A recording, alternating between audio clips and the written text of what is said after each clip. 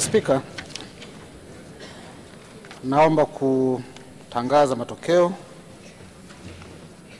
na kabla hapo naomba kutoa taarifa kuwa matokeo haya yamethibitishwa na Mheshimiwa Jacqueline Msongozi kutoka kambi ya walio wengi na Mheshimiwa Agnesta Kaiser kutoka kambi ya walio wachache. Mheshimiwa Spika, matokeo ni kama ifuatavyo: idadi ya kura za hapana 0.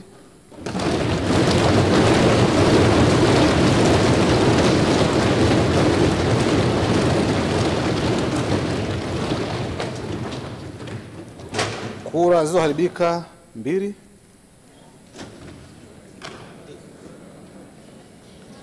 Kura za ndio 369.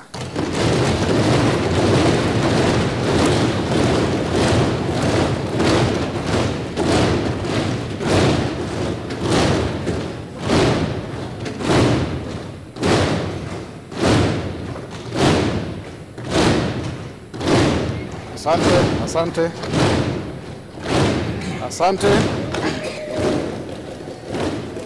Na hii inafanya idadi ya kura zote zilizopigwa kuwa 371. Hivyo Mheshimiwa Daktari Mwigulu Lameck Nchemba amethibitishwa na Bunge kuwa waziri mkuu kwa jumla ya kura 369.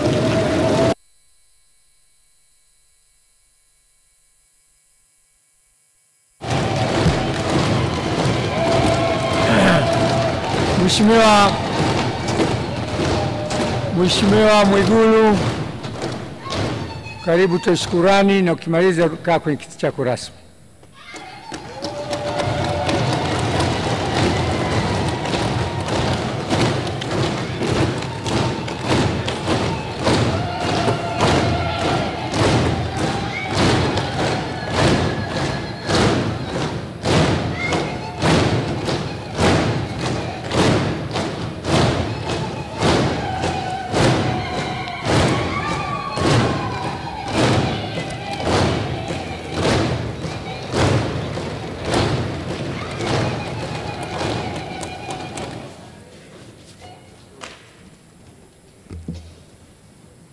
Mheshimiwa Spika,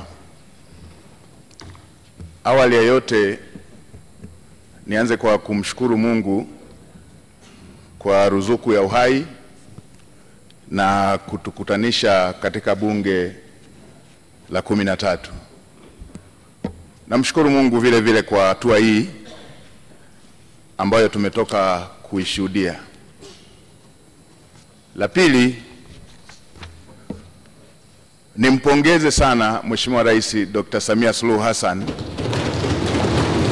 kwa kuchaguliwa kwa kishindo na Watanzania. Ushindi huo ni uthibitisho wa imani kubwa Watanzania walionayo kwake pamoja na serikali yake. Mheshimiwa Spika, katika miaka 5 Daktari Samia Suluhu Hassan amejitambulisha kuwa ni rais anayetaka matokeo ya haraka yanayotatua matatizo ya Watanzania. Amefanya hivyo wakati alipoapishwa kulikuwa na tatizo kubwa la umeme. Aliweka jitihada kubwa za kukamilisha mradi mkubwa wa bwawa la Mwalimu Nyerere na kuachilia umeme ule ambao umemaliza kabisa tatizo la kukatika kwa umeme na kuipa nchi ziada ya umeme.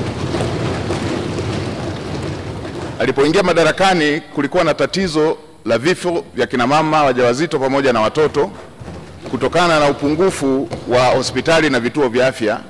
Katika kipindi kifupi amejenga zaidi ya hospitali 119 za wilaya, zaidi ya vituo vya afya 649 katika kata mbalimbali, na zaidi ya zahanati 2800 kwa nchi nzima. Katika kipindi kifupi kulikuwa na shida ya shule pamoja na madarasa, na tulikuwa tukiona baadhi ya wanafunzi wakisomea chini ya miti. Katika kipindi kifupi amejenga shule mpya zaidi ya 2700 za msingi, na amejenga zaidi ya shule 1300 za sekondari, na madarasa zaidi ya 97,000. Hivyo hivyo katika sekta zingine ikiwemo kununua CT scan hospitali zote za mikoa, MRI kwenye hospitali zote za kanda, pamoja na kununua mitambo ya kuchimbia maji kwenye kila mkoa na kila ukanda. Hiki ndicho kilichowafanya Watanzania wamchague kwa wingi, na nimetaja tu kwa uchache. Mheshimiwa Spika, nitumie fursa hii kumshukuru sana Mheshimiwa Rais kwa imani hii kubwa. Natambua imani hii si kubwa tu kwake, bali ni dhamana kubwa kwa Watanzania kwa kunipendekeza katika bunge lako tukufu kushika nafasi ya Waziri Mkuu wa Jamhuri ya Muungano wa Tanzania. Natambua uzito wa majukumu haya pamoja na matarajio yake pamoja na matarajio ya Watanzania. Nitafanya kazi kwa bidii, kwa uaminifu na jitihada kubwa kuweza kukidhi matarajio hayo. Mheshimiwa Spika, nitumie fursa hii pia kumpongeza Dr. Emmanuel Nchimbi kwa kuaminiwa na kuchaguliwa na Watanzania kuwa makamu wa rais. Tuna imani na utendaji wake na tunaamini kwamba atamsaidia Mheshimiwa Rais katika kutekeleza majukumu yake.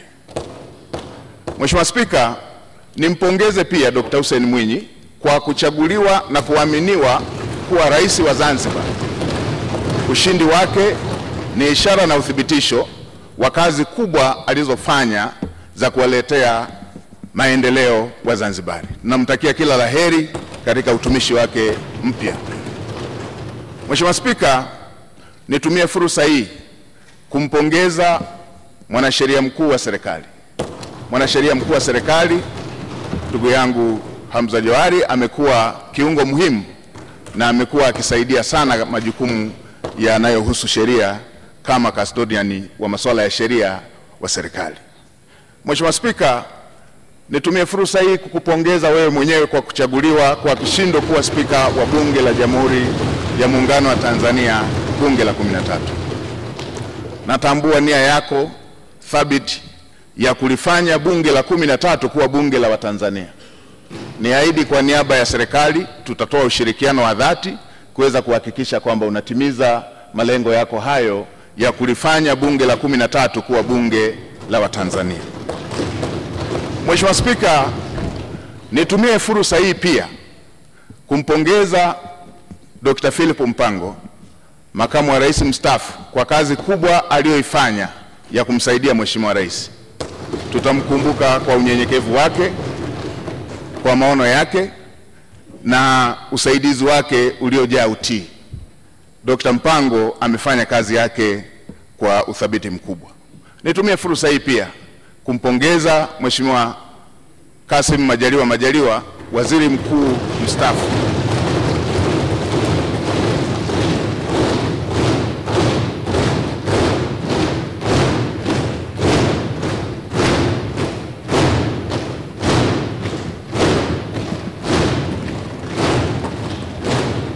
Nimpongeze Mheshimiwa Kassim Majaliwa, waziri mkuu mstaafu, kwa kazi kubwa aliyoifanya bila kuchoka ya ufuatiliaji wa miradi, ya ufuatiliaji wa shughuli za serikali, kwa unyenyekevu wake, kwa uadilifu wake na kazi kubwa ambayo amefanya kwa taifa letu.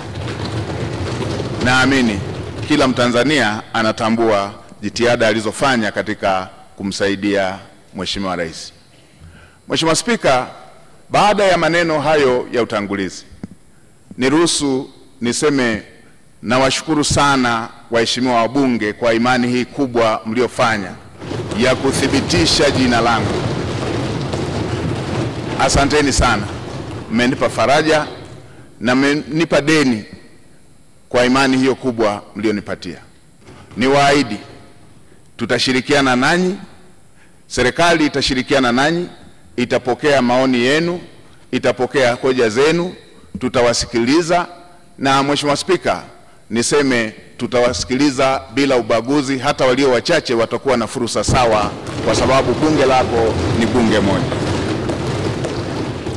Mheshimiwa Spika, baada ya maneno hayo ya utangulizi, niseme tu tuko na kazi kubwa mbele yetu. natambua ukubwa wa kazi iliyo mbele yetu, kazi kubwa kwa nafasi niliyopewa, lakini kazi kubwa ya serikali, lakini kazi kubwa kwa Watanzania wote. Mheshimiwa Spika, nchi yetu chini ya uongozi wa Dr. Samia Suluhu Hassan hivi majuzi ilitunga dira mpya ya 2025-2050, na awamu ya pili ya serikali ya awamu ya 6 ndio itakuwa awamu ya kwanza ya kutekeleza dira mpya.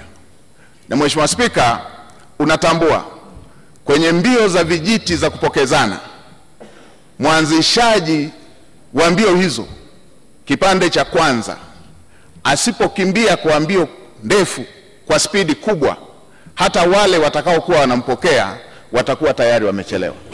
Sasa serikali ya awamu ya 6 kwa awamu ya pili ndio inaanzisha utekelezaji wa dira ya 2025-2050. Mheshimiwa Spika, dira hiyo imebeba matarajio na matumaini makubwa ya Watanzania. Dira hiyo imebeba matumaini makubwa ya vijana ambao ndio hasa walengwa wa dira hiyo. Mheshimiwa Spika, tuna kazi kubwa ya kuanza vizuri kwenye utekelezaji wa dira hiyo, huku tukimalizia viporo vilivyokuwa havijakamilika kwenye dira ya 2025. Mheshimiwa Spika, natambua pia ilani ya uchaguzi ya CCM ambayo imejumuisha masuala yote ambayo ni kero kwa Watanzania katika maeneo mbalimbali. Na nilikuwa nafuatilia hata kampeni za uchaguzi, na ninyi waheshimiwa wabunge, kila eneo mlikuwa mkijiaziliza yale ambayo yapo kwenye ilani, ambayo ni mahitaji ya Watanzania katika maeneo yenu.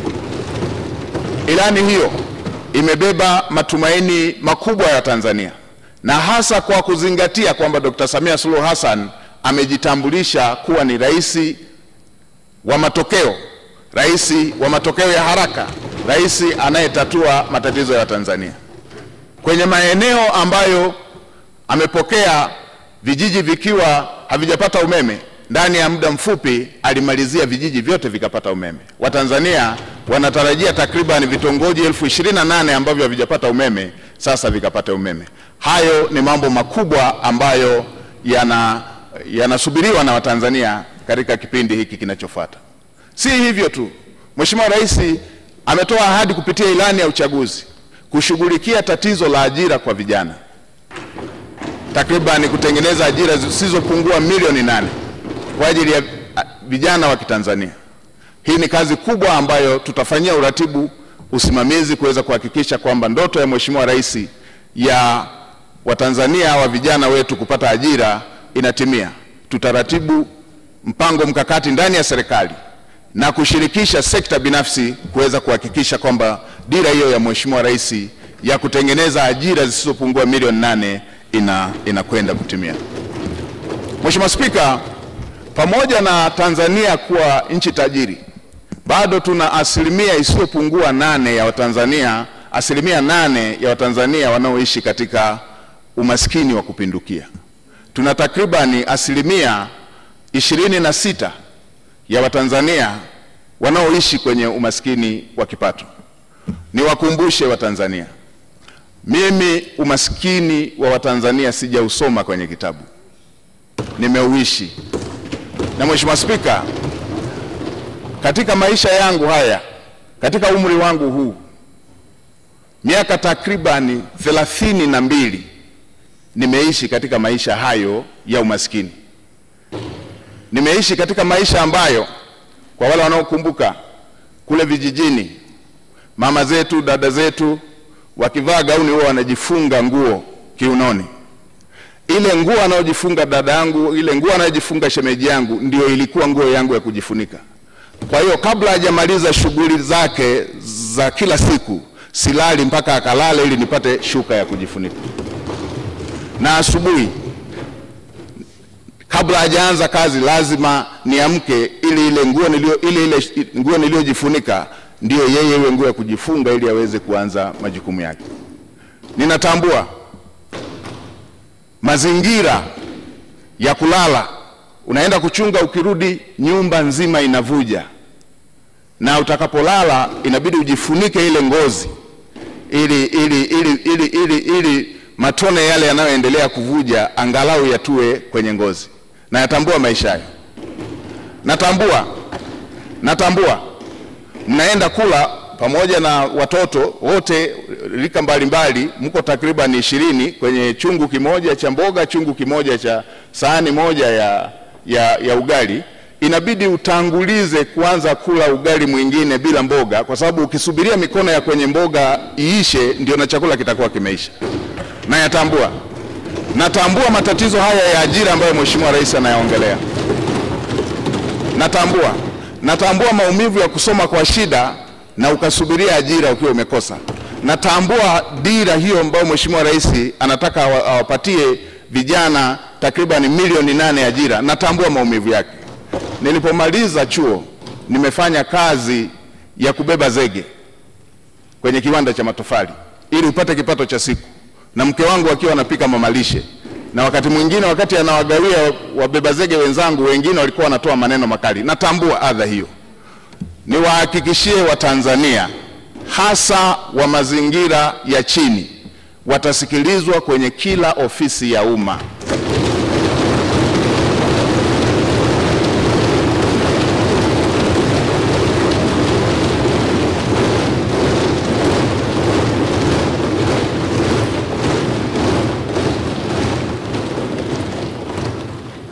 Kila aliye Mtanzania, hii nchi ni yake. Watanzania wote watasikilizwa kwa nidhamu katika ofisi za umma.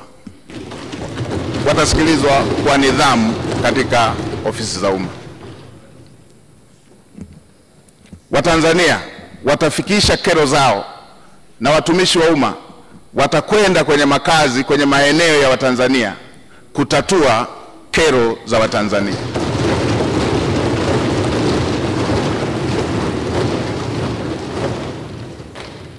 Ukiondoa miaka 32 hiyo niliyoielezea, miaka takriban 18 maisha yangu yamezungukwa na wahitaji kuliko walioridhika.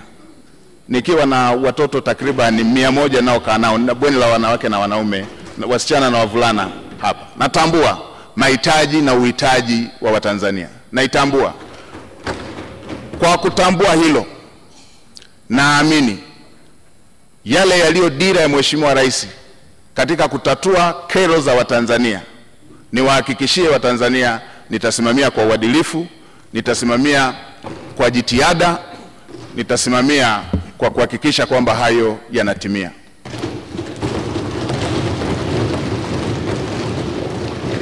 Kwa kuzingatia kazi kubwa hiyo iliyoko mbele yetu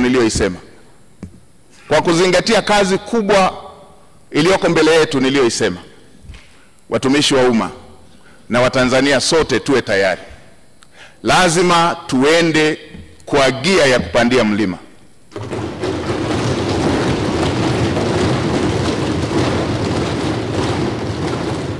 Lazima tuende kwa gia ya kupita kwenye bahari yenye mawimbi. Lazima tuende kwa gia ya kupita kwenye anga lenye mawingu. Lazima chombo kifike salama na watu wake wakiwa salama. Kwa watumishi wa umma wavivu, wazembe, wala rushwa,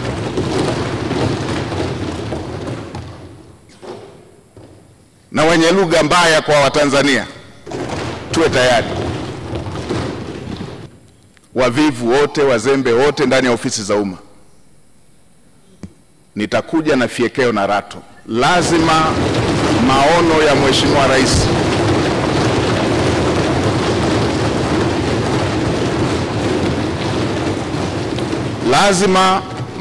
Mheshimiwa Rais ahadi ambazo Mheshimiwa Rais amewaahidi Watanzania lazima zitekelezwe.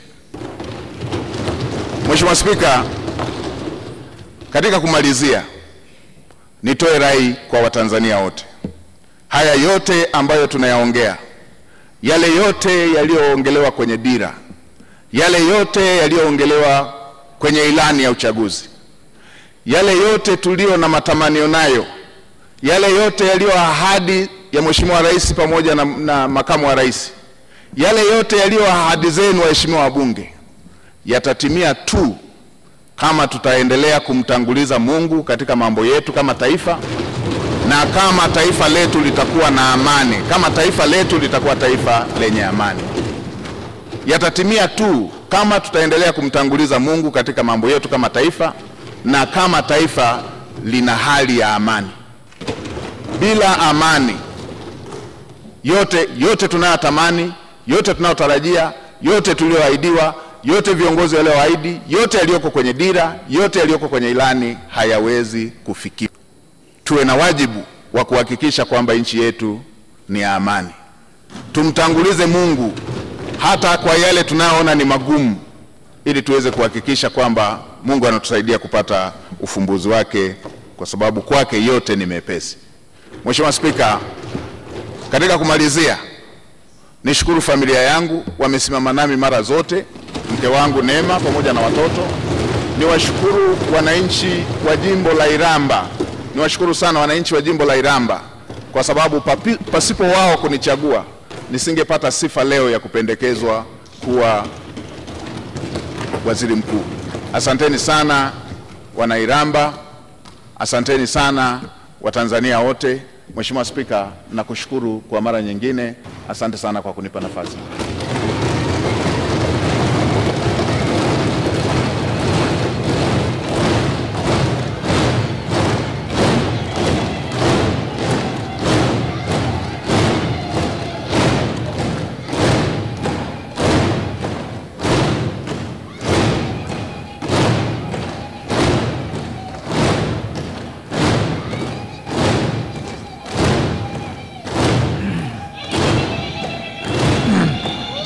Asanteni sana waheshimiwa wabunge.